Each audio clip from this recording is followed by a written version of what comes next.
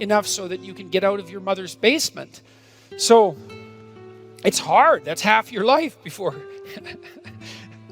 well, maybe not 40, but certainly sometimes. It takes a long time to learn how to be a human being. And we're very, very complicated. We're way more complicated than we can understand. You know, and we've been watching each other for a long time, watching ourselves, telling stories about ourselves, trying to draw some wisdom from our self-observations, to teach to our children and to our grandchildren and so forth. And we've codified them in all sorts of strange ways in these memorable stories, fairy tales and myths and religious stories, all of those things. And what are they there for? They're there to remind us who we are, because we need to know who we are. I believe the most important idea that's ever been generated is the idea that men and women are made in the image of God. I think that a culture that isn't predicated on that belief, knowingly or unknowingly, and better, knowingly, is doomed to absolute catastrophe. Because there's no reason to assume that there isn't something about us that's of transcendent value. I mean, if for no other reason than the fact of our consciousness, you know, like here we are, we're aware of what there is. And it isn't even obvious that there could be what there is if there wasn't something that's aware of it. And so our very awareness plays an integral role in the fact of being itself. You know, and metaphysics aside, it's hard to see that anything could be more vital than that, more important than that. And then it isn't only that we apprehend reality, you know, and therefore give it shape merely by our perceptions. It's also clearly the case that we partake in its shaping. And we call ourselves on that. You know that you feel guilty and ashamed when you're not doing what you could be doing, when you're not living up to your potential, when you're not making the most of what's offered to you. You understand at a very deep level that you're breaking, there's no other way of saying it. You're breaking a divine commandment. You're offered this unbelievably rich possibility, and it's there for you to grapple with. And you say, well, I don't believe in such things, that in the divinity of humanity or in divinity itself. In order to have any positive meaning in your life, you have to have identified a goal, and you have to be working towards it. And there is a technical reason for that. And the technical reason, as far as I can tell, is that the circuitry that produces the kind of positive emotion that people really like is only activated when you notice that when you're proceeding towards a goal that you value. And so that means that if you don't have a goal that you value, you can't have any positive emotion. So technically that's the incentive reward system, and the underlying circuitry is dopaminergic, and when that circuitry is activated, then it's part of the exploratory circuit. It gives you the sense of being actively engaged in something worthwhile. And that's, you tend to think of positive emotion as something produced by reward, but there's two kinds of positive emotion. One is the reward that's associated with satiation, and that's consummatory reward, and that's the reward you get when you're hungry and you eat. But the thing about eating when you're hungry is that it destroys the framework within which you were operating, right? It's time to eat. Well, you eat, and then that framework's no longer relevant. So the consummatory reward eliminates the value framework. And then you're stuck with, well, what are you going to do next? And so the consummatory reward has with it its own problems. But the incentive reward is constantly what keeps you moving forward.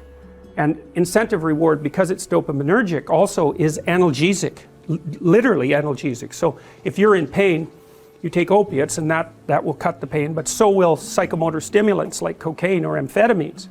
And so it's literally the case that if you're engaged in something that's engaging and you're working towards a goal, that you're going to feel less pain. And you can see this happening with athletes who, they'll break their thumb or something, or maybe sometimes even their ankle, and they'll keep playing the game. Of course, afterwards they're suffering like mad, but the fact that they're so filled with goal-directed enthusiasm means that, well, the pain systems are in some sense shut off. So that's an interesting thing, because what it suggests, I mean, then you could imagine, I might say, well, how happy are you that you've made a certain amount of progress? And if you think about it, what you'd say is, well, it depends on how much progress and in relationship to what. So hypothetically, you're going to be happier if you've made quite a bit of progress towards a really important goal. And then you have to think through what it means for a goal to be really important, because that's not obvious. Now, you could say, you're in this class and you're listening to some information, and maybe there's two reasons for that. You might find the information interesting per se, but let's forget about that for a minute. You need to listen to the information so that you can do well on the assignments, so that you can do well in the class. You need to do well in your classes so that you can finish up your degree. You need to finish up your degree so that you can find your place in the world. You need to do that so that you're financially stable and maybe you can start a family and have a life, and that's all part of being a good person, something like that. And so that's a hierarchy of goals, and you might say that being a good person would be the thing, however vaguely thought through, that's at the top of that hierarchy. And then when you're doing things that serve that ultimate purpose, then you're going to find those more meaningful, and that meaning is actually produced as a consequence of the engagement of this exploratory circuit that's nested right down in your hypothalamus. It's really, really old. It's as old as thirst, and it's as old as hunger. It's really an old system. And so you want to have that thing activated.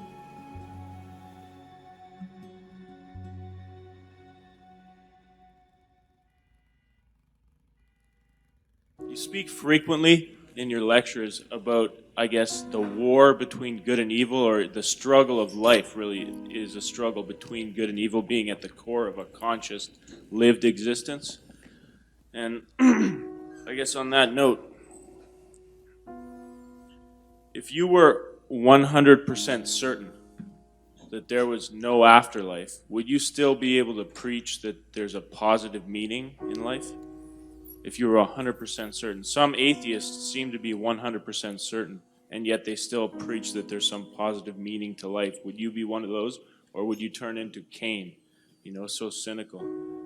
I think that, well, as far as I'm concerned, one of the things I learned from studying 20th century history is that, like, even if you take the most cynical of ideas, let's say that life is irredeemable suffering and perhaps isn't even justified because of that, it still seems to me that you have an ethical duty, let's say, to live in a manner that reduces that to the degree that that's possible. And I think that can be experienced as meaningful in some sense independently of the transcendent context. Now, I don't exactly know how to strip off the transcendent context, because one of the things I would say that's happened to me is, because I've spent so much time looking at the horrible things that people have done, is that it's like Jung said that this is one of his famous quotes. He said, "No tree can reach up to heaven unless its roots reach down to hell." And so as I've dug deeper into the depravity of human beings, my sense of the possibility of human beings has also grown, what would you say, in proportion. And until I've become convinced, actually, that good is a more powerful force than evil, even though evil is an unbelievably powerful force. And so I can't really strip the transcendent away. Now, what bearing that has on eternity, say on an afterlife, I mean, I can't say anything about that. The only thing I guess I can say is that there are many things about being that we don't understand in the least. And we don't understand the nature of consciousness or the nature of time. So I wouldn't despair about that, but yes, I think that life can still be meaningful without there being a necessity of an afterlife.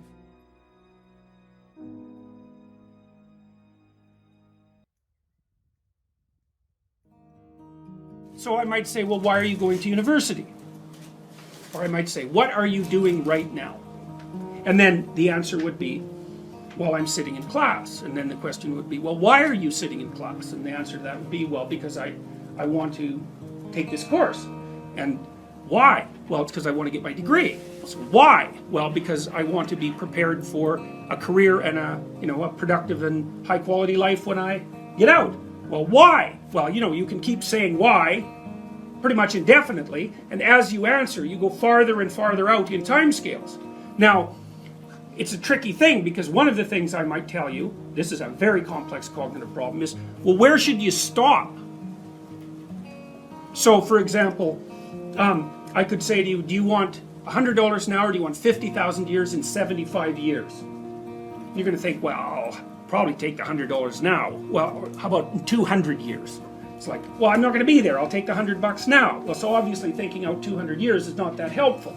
Now, you might think, well, no, you should calculate the effects of your actions on the vastest time span possible, and include the largest number of people, if you're really going to equilibrate it.